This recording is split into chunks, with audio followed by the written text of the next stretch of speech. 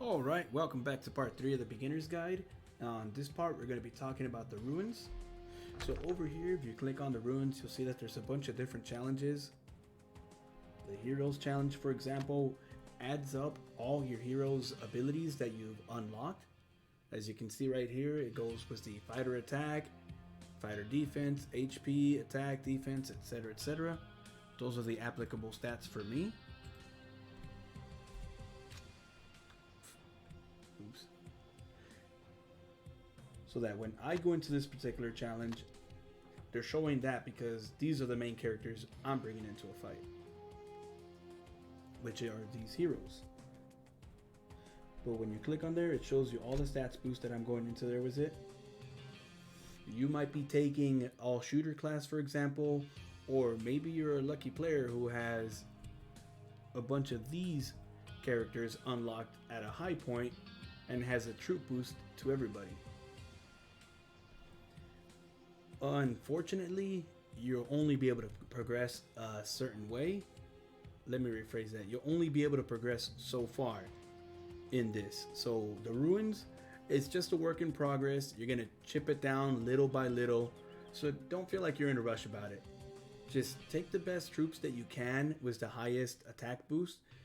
If, for example, you have mainly really good shooter boost, take pure shooter heroes, as it'll give you a better shot of winning. So I'm gonna click into here, for example, and I'm gonna skip the battle, but you'll see the results. So I lost right there, and the score is 35,000 casualties to 34,000 kills.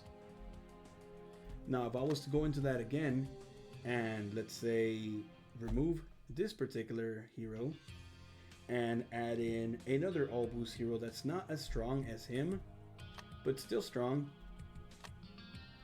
you notice how my casualties are substantially higher, and yet I still killed the same amount of zombies. That's because I did not have the extra amount of fighter boost that I had in the previous fight, so that it really adds up, because fighters are the first guys that go out there and they're the first to die. And as I said in the previous video, they're very good at tanking. So putting Myers in instead of Zephyr really changed the outcome of the battle a lot. And it's going to generally work the same way whether you're using riders or shooters, because if you don't have those particular heroes that give you that boost to that class, you won't be able to kill those zombies as fast as you would have before. Like, if you add balance on here, it is very nice, but more often than not, just like I mentioned on a different part, it is just not very realistic. Use your best zombie lair team for this particular part until you can actually get to that point in the game where your characters are incredibly strong all the way through, and then you can find a nice balance that works for you. But for the beginning part, stick to your zombie lair team. It'll usually work pretty well for you. Let's move over here to the weapon trial. The weapon trial is going to be a little bit difficult. So the problem with weapon trial is, unfortunately, it won't benefit you at a low level very much, because you need to be past level 210 to equip a weapon. And these stats only get added onto your weapon trial event once your character has a weapon on them. So if you do not have enough characters at level 211 or higher, then you'll have virtually no boost and you'll just keep losing at this.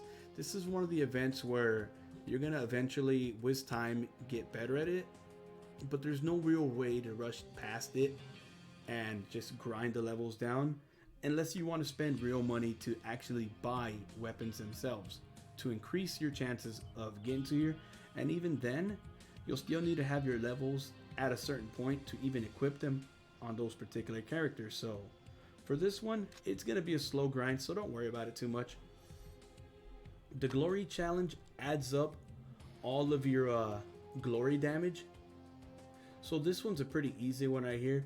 You just boost up your glory levels on your buildings and other things like that, and all of them add up onto there. The gear challenge, it's the same thing.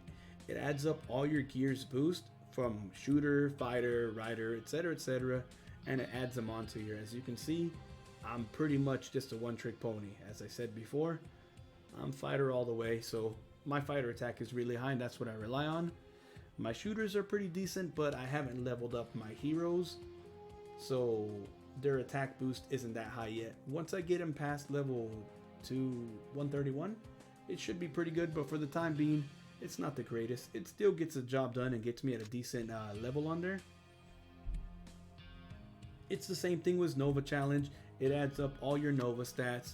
So I did boost a couple of the other lower level classes that I don't ever use, like the shooter and the rider, just so that I can progress a little bit further down there. I wouldn't put too many points into there. You could get them to a decent boost with very small amount of Nova experience used. For example, I forget what it's called, like their little red crystals. You don't have to go too crazy on that, just a little bit to help you go up the levels. As you can see, I'm at 37 out of 100 on the gear. I'm 42 out of 160, and you can just slowly progress from there.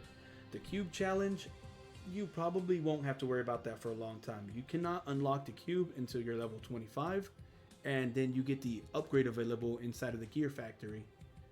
The chips, same thing. As you can see, one trick pony as always, fighter based. Eventually I'll boost up the other things, but that's much further down the line. It gets the job done for right now. I'm at level 44 out of 160. The tech challenge is done by upgrading your abilities inside of the research lab. The module is the same thing as every chip, all fighter based. You might be all shooter based. It doesn't really matter on that particular part. And then the ultimate challenge adds up all of your stats all the way across, whether it be your gear, your chips, your modules, or your hero boost. Everything gets added onto here. Nova the works. So let's get out of that and let's go over here and let's show you the gear factory. And over here is where you'll see the nano weapons. Unfortunately, the crafting on the nano weapons, it's random. If you click on the exclamation right here, it'll show you the odds of what you can craft. And as you can see right there at the top, it mentions that you have a 70% chance of creating the terrestrial radar. The radar is the default super terrible garbage weapon, unfortunately. And you only have a 30% chance of building anything else. And even on top of that, it's basically a 64% chance you're going to get a common, which is the green, the most horrible weapon. 25% chance that you'll get an uncommon, which is the blue, and it's okay at best. You would ideally like rare or better, but that's only a 10% chance. Then you go down to epic 1%, and apex, which is the best, 0.1%. It is terrible. Now, if you do an exclusive craft, which is if you have the item itself, you can go over here. You'll have a blueprint that you enter into there. I do not have one. And it'll make the particular item, like that fist, for example, that's right there, or those swords. It'll create that, and from when you go on there, it'll still show you the low odds though. You can click on that, and you'll still have a 49% chance of getting common, 30% chance of uncommon, and only a 15% chance of rare. And then at least the epic weapon goes up to 4.5, and the apex goes up a lot to 1.5. You probably won't ever get them either way. I mean, don't get me wrong, you can still pull it off. There's always luck right there involved in this kind of stuff. But don't stress too much over the nano weapons. It's all random. If you want to be curious and see what you can potentially make, click on the cabinet. It shows you every class from apex, epic, all the way to down to the horrible commons, or actually uncommons. And for every hero, and it shows you the boost that they give. The uncommons, depending on which one it is, for like Zephyr, who's for fighters, he gives a 20% boost. It'll be the same thing for Phoenix, and it'll be the same rate for Obsidian. And then for the default class characters, they give 10%. Then you can look over here, and this is where it really jumps up, is when you hit rare or better. Unfortunately, this hammer and a lot of these other ones are for characters that you either have to get through events or actually spend money on to get. Some of you may be willing to do it, some of you may not. If you want to, go ahead, but I wouldn't recommend going too gun-ho on them until you unlock their weapons, because that's when you can really see them shine. Like, for example, if you fluked out and you got Fox's leader weapon, and it gives you a troop attack boost, defense, and hit point all the way across the board. So she could be useful even if you were a fighter-based hero. She would still be very helpful to you. Sorry about the whole phone charging thing. I forgot to put it on the charger long enough, so you're gonna have to see that unfortunately in this video. But for the most part, don't worry about nano weapons. You'll slowly grind your way there to get something decent, hopefully. You could buy your way to it, although I do not recommend it. As you can see over here, the prices on them get pretty ridiculous. For Myers' weapon, for example, this is just his regular common one. So this one's gonna have a 49% chance to craft his common mace, which is the green, the worst thing. It only gives a 2% stat across the board, and it costs you $20. Not worth it. Unless you have like a lot of play around money and you really want to whale out on this game, save your money, you can get better things. Then when you go over here to the guaranteed rare or better for $100, the problem with this one really is that it's random. You can get anything. So if you were hoping to increase your damage, you may end up getting something that will not help you, like McCarty's weapon, which is just for like economy type stuff. Most people that want nano weapons, you want something that'll give you a little extra pop when you go into a fight. And for random and $100, don't waste your time. Not unless you've got really, really deep pockets, then don't even bother. And it's the same with a lot of these other things, like when you get down the line and you can get cubes. You may look at these and be like, oh, okay, that's not a bad deal. I get 3 cubes for $20 and they're the 4-star cubes. Okay, whatever. Saves me some upgrading time. No. It gives you a choice of one of these cubes. It doesn't give you all of them. It gives you a choice. Same thing with this one. The 5-star cube choice box. You think $50? Okay, cool. I'm gonna get all of these and it's gonna save me a lot of time. No, you get a choice. You get to select one of these. And for $50 each, that is not worth it unless you, once again, have really deep pockets. Alright, that's about it on this one. Sorry it went a little bit longer than I was expecting it. Here is the research lab, for example. And right here is where you can increase your military tech, which is what will help you along in the ruins. So these are the stats that matter on the tech, is these ones, not the other ones. They only care about the damage stats right here, because this is what will help you go and progress further down the floors. This one, just like the other ones, are like building your base. It's a slow grind.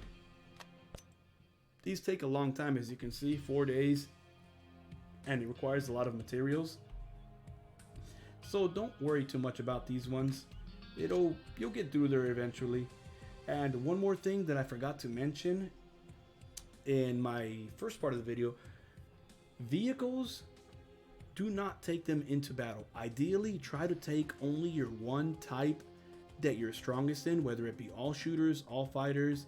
If you have to take a blend of shooter, fighter, and rider, go ahead until you can get enough of your troops of your main type. But try to avoid taking vehicles. They do virtually no damage. The only way that a vehicle is beneficial to you is if you're piggyback riding off a higher level player who is essentially killing the zombie lair all on his own. Then in that particular case, you could take a bunch of taxis, like let's say 20,000 taxis, for example. Taxis cost you very little to make, and they cost very little to heal once they get injured and go to the infirmary. It only requires food, and it's a very small amount, and it really helps that higher level player have a lot less casualties.